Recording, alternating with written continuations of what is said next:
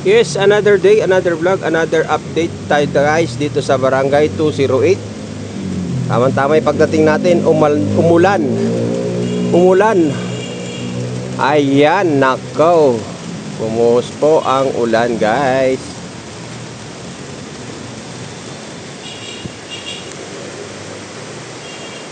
Umulan. So dito tayo, silong tayo saglit. At napansin natin guys, ay gumagawa sila ng forma. Pinopormahan na nila yung gutter or bangketa. So wala tayong nakitang mga gumagawa dahil ayan o, tamang-tama ang bagsak ng ulan at tamang-tama yung pagdating natin. Ayan, bumagsak na po ang ulan guys. Medyo may kalakasan kaya yung ating mga trabahante ng demolition ay siyempre sumilong. Yun.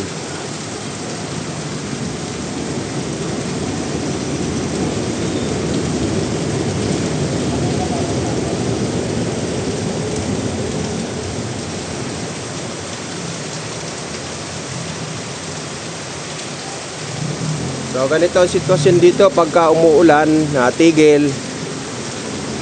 At yung may mga nakasako, nakita nyo yan, yung nakasako, yan na po yun ang galing doon sa may piko na yun, ayun no. At yung may mga nakausling bakal na yon, ang gagawin po kasi yan ay lalaliman ng konti para sa semento na iano nila, ipapantay na po nila sa kalsada. Tapos kung may makita kayong mga nakatulos na mga kahoy, yung mula rito papunta roon, ay yan na po yung gutter or bangketa. Yan. Yan na po yan guys, yan. O di ba?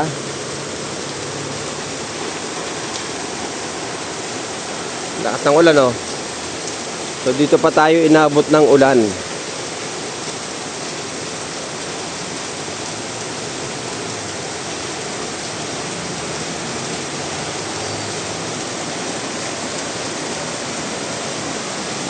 Uy, lakas ng ulan, malakas ang ulan. Ulan, ulan, ulan. Abot tayo ng ulan dito.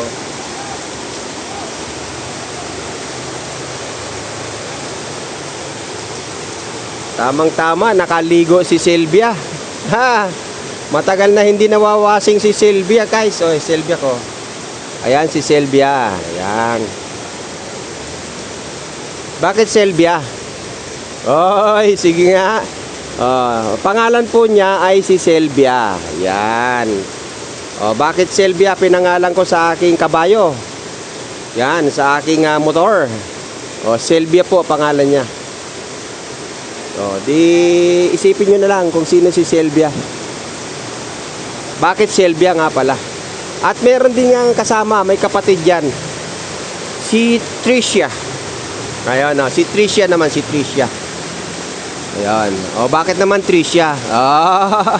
Yan yung pangalan ng aking mga kabayo.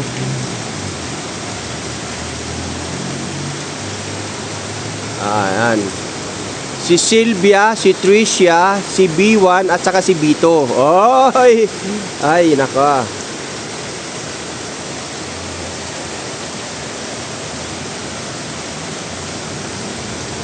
Lakas ang ulan. So, stop nito. Pati yung mga nagra-rally ngayon, sigurado nakasilong. Ay!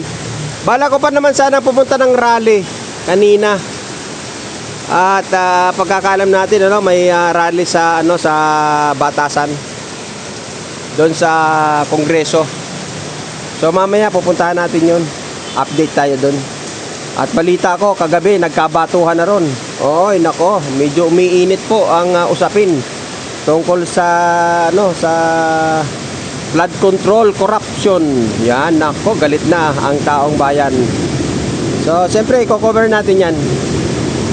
Mamaya doon, pupuntahan natin. Mag-update tayo doon.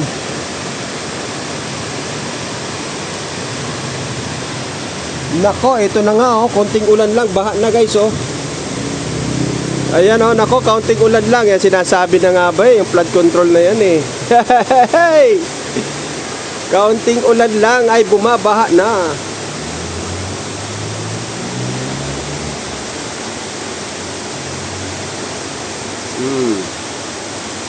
Ayan na oh. Medyo malakas-lakas din to ah.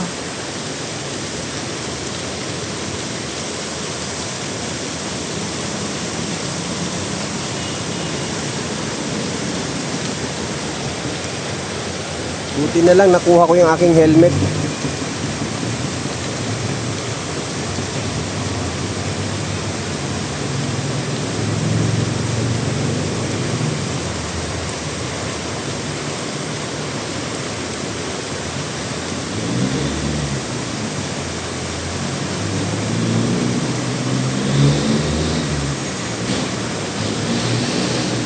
Dito tayo inabot sa barangay 208 guys.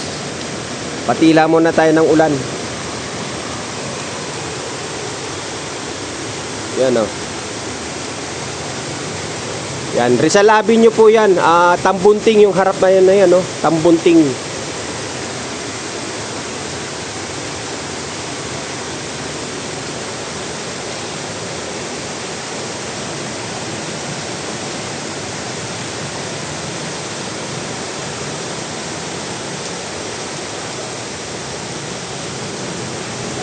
Mga bahay dito no, parang mga ano no, LRT oh. Yung mga bahay dito parang lumang ano no, lumang design. Kung mapapansin nyo yung kanyang mga dingding, sinaunang ano pa yan. Alam mo wala na yung ano na yan,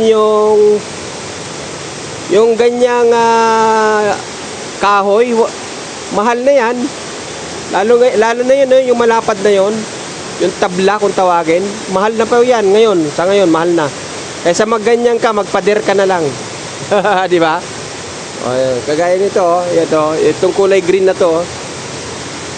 Itong kulay green na to, parang sa tingin ko, iisa may, magkamag-anak ang may-ari. Ano, magkamag-anak siguro to. Parehong green eh, oh. Oh. Ay, oo nga pala, may nakausap ako dito palang residente. Magkakamag-anak pala sila. Naalala ko na. Ayan.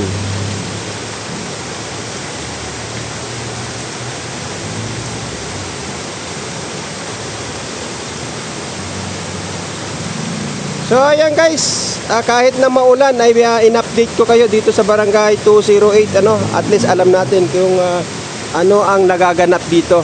Umulan man, bumagyo man, ay patuloy ang ating pag-update. So salamat po. Like and subscribe na lang po sa ating channel, Yabag TV.